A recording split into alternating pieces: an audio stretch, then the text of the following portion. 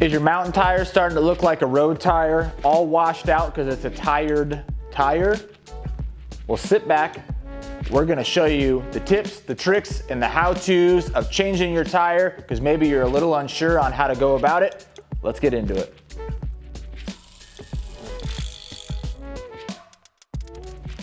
All right, in all seriousness, maybe you're unsure on changing your first tire because you've started noticing it's washing out and you're looking to put a brand new tire on there, or maybe you're just looking to upgrade your tire to something that's going to give you a little more to your riding style. We're going to show you the tips, the tricks, and the how-tos on changing your tire. Now, for example, I'm not going to go off that super washed out tire like I showed there a second ago. What we're going to do is just go ahead and remove this Minion DHR2 and show you how to put it back on. And in this example, we're actually going to have a tube in there, but I'll discuss and how to run tubeless if that's the route you're looking to go to throughout the video. So we're going to go step by step and offer you some tips and tricks. So let's get right into the step one. All right, so step one, what we're going to do here is we're going to let all the air out. Now, this bike had a flat on it, so we don't have to worry about letting the air out. Hopefully you know how to get all the air out of your tire, so you're just going to press that down. The step then, what you're going to do is you're going to want to just take your fingers and go around the rim and break that bead. Make sure that the wheel is, or the tire is kind of floating on that rim and break that bead.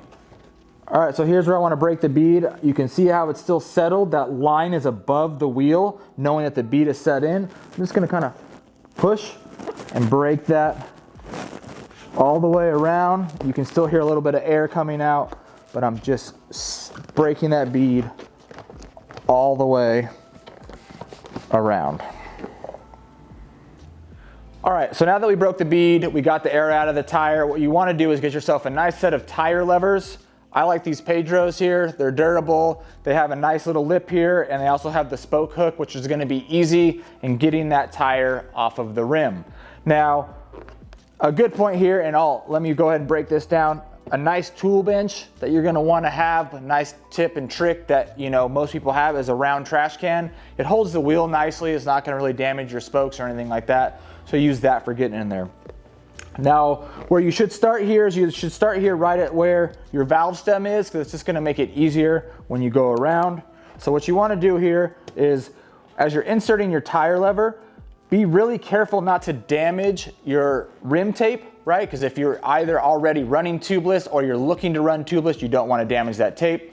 As well as if you have a tube in there, you don't want to pinch that tube if it's not flat already. So just be real cautious and careful and take your time with it. So once you get it up in there under the tire, you're just going to want to pull it out here and then kind of set it right there on the spoke. Now that's going to be the first step there to getting that first tire off of the rim.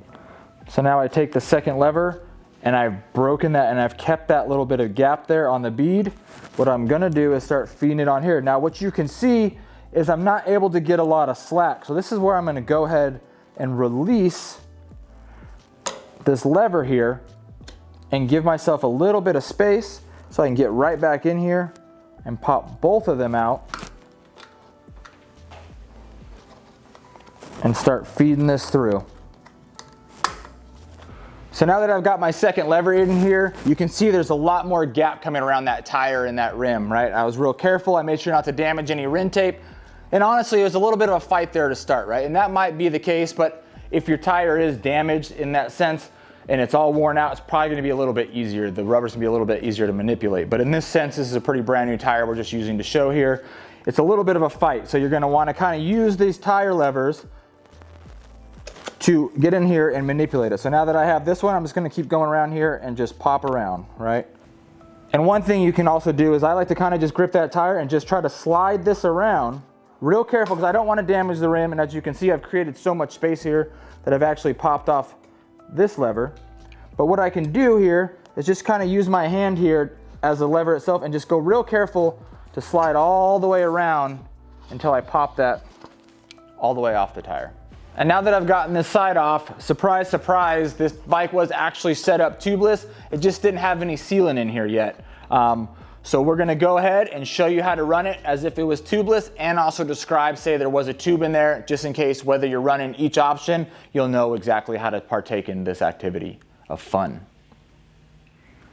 All right, so we got the one side off. We realize it's tubeless, right? If you had sealant in here and an old tire, you might want to use that syringe from the new sealant, suck that stuff out of there and drain it, or just be careful not to spill all over your garage or wherever you're working at. If you're working in your living room, you know, power to you, be real careful there. But what I want to do now is to get this other side off. One thing you can kind of do here is try to just manipulate it off that side if you can. It just kind of depends here on what the tire is. Again, as we're working here, the one thing we don't want to do is damage our rim tape, or if we have a tube in there, we don't want to pinch and remove that and mess up that tube. So what I'm going to do here is just do the same thing I did the other way and just start pinching that off. So now that the tire is removed, what I'm going to do is I'm going to give a much closer inspection here on this rim tape and just make sure I don't have any punctures through. I didn't damage a spoke and it ran through anywhere, because the last thing you want to do is go through this whole process and realize you didn't check your tape good enough and you're having the same issue. You're constantly getting, you know, pressure loss. The point here is just give a nice quality assurance check on your rim and make sure everything's good to go before you throw that new tire on.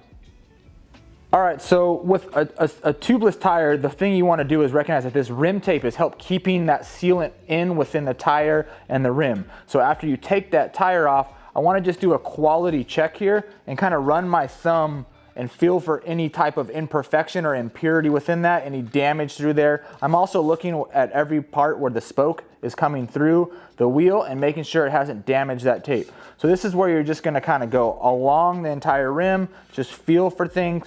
Use your eyes and be a detective here and just make sure there's nothing going on. All right, so the next step here, after we've done our quality assurance check, we got the tire off, is you want to get your new tire. This is just an example, but say we got a Continental tire here. What you're going to want to do with most tires is take it out of the package. A lot of them have these nice little like zip ties holding it in. It's going to be all folded up, and the best recommendation here on a tip I could do is open this thing up and set it out in the sun for a little bit. Let the sun just kind of heat that rubber, bring it back to its, you know, original shape of a round tire. This isn't the Flintstones. We're not using square tires or everything else like that. Keep it nice and round. And that's also just going to help when you pump it up later for it to get that good inflation and get that tire ready to go. So the next step would be get your tire, get it out, get it situated, and get ready to throw it back on the wheel. All right, so now that we got, you know, our tire, it's out of the package, it's reshaped and ready to go. For example, here we're just throwing the same tire back on since we're just using this for a how-to video.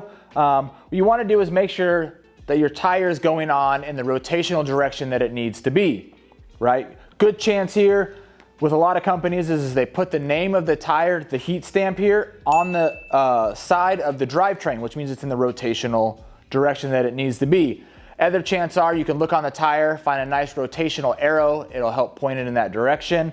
Also, another good trick here is look at the ramp build on the actual knobs of the tire. I'm sure Preston here will get a nice good close-up for you to check it out. But if you look closely on these Minion knobs here, they ramp up in the direction of which they're gonna travel through the ground and give you that great grip and all that stuff. So let's go ahead and get this tire put onto the rim and show you how to get it on properly without damaging anything and make it a little bit easier on your workload.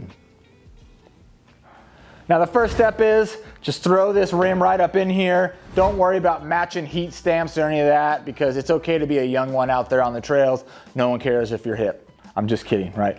What you want to do is make sure that you match the hot stamp. We like to match the actual tire company here to our valve stem. So we're just going to get that matched up here, and we're going to get this set up, set the rim right inside, and now we're going to start working this bead and the side of the wheel or the side of the tire around that wheel.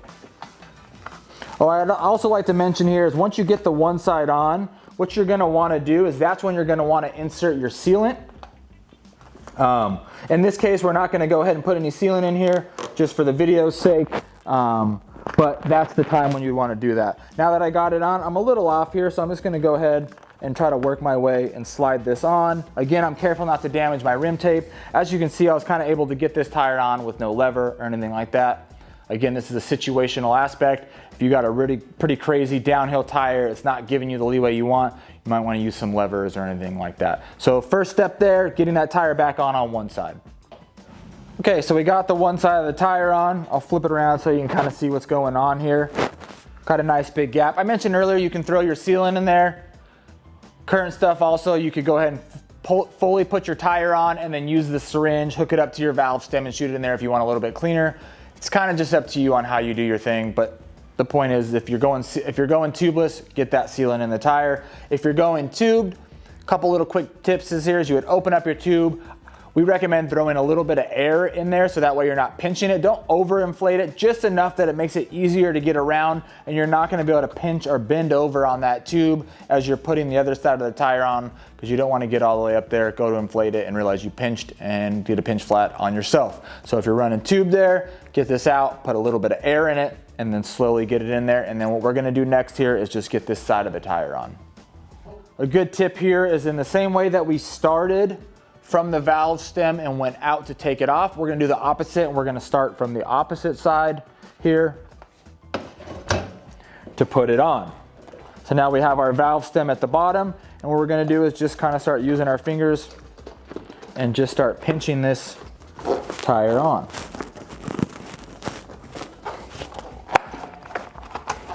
I guess I should change the angle here so you can see what we're doing. Now we're gonna start getting increased resistance as we get to the end of the tire, and this is when those trusty little handy tire levers are gonna come into play, and we're gonna use these to get over that last little hurdle of getting the tire on. Now, before I even get into that, a good tip here is as this is getting really stiff and it's gonna get really hard, you can start back down from the opposite end of the valve stem here and just start breaking that bead and try to create a little bit more leverage over here, or a little bit more slack to kind of help you get your job done, right? Again, I'm careful. I want to make sure that when I'm feeling in there, I don't feel that I'm getting any of the rim tape, right? Because the last thing I want to do is get any rim tape. And what I'm going to do is just keep popping this tire around. All right, I got the wheel on, or the tire on the wheel. I'm just going to go ahead and just make sure that everything looks good. Again, keeping the quality in check is only gonna make it so you don't have to go back and repeat steps when you realize you've made mistakes later on. So I go ahead and just make it on. And the last and final step here is if you didn't put your sealant in with the open wheel, you'd go ahead and take your injector, you'd hook it on to your valve stem and shoot the amount of injection of sealant into the tire. Whatever sealant manufacturer you're using, it'll usually tell you how much you should put in there. Put that in there. I always put a little bit extra just because it's better to be safe out there and not ruin a ride because your sealant's not getting you where you want to go. So once you do that, give it some air, get out there and send. All right, so now that we've got the tire on, we put some air in there. We wanted to make sure that that bead is set on the rim itself. Now, you're gonna hear some audible noises when you're pumping up the wheel. If you have an air compressor, it's gonna go a little bit more simple for you. It's gonna be able to just throw enough PSI in there to really hear that pop, pop, pop, which means that bead is set. But even then, whether you're using a floor pump or an air compressor, you're gonna wanna just do another visual check here. Now here with the Minion DHR2, there's a little line here. We want that line to be basically uniform along the outside of the wheel all the way around. That's saying that the bead is set within the rim. So just kind of give it a visual cue there. And again, do this on both sides, right? Because you could have beads set on one side and look to the other side, and the bead could not be set on one little area. You get out there to ride, a little more pressure, and it's gonna blow the rest of the bead off the tire. You're gonna be right back to step 4 or 5, whatever the numbers were on steps, right? So again, I'm just looking around, making sure that the bead is fully set around my wheel. I'm holding air, right? We're looking good here. Ready to put the wheel back on the bike and get out there and ride. And if you enjoyed this how-to video and these tips and these tricks, make sure to subscribe to our channel. We're putting videos out every week for y'all. And as always, like we love to say here, and we truly do mean it, keep pedaling.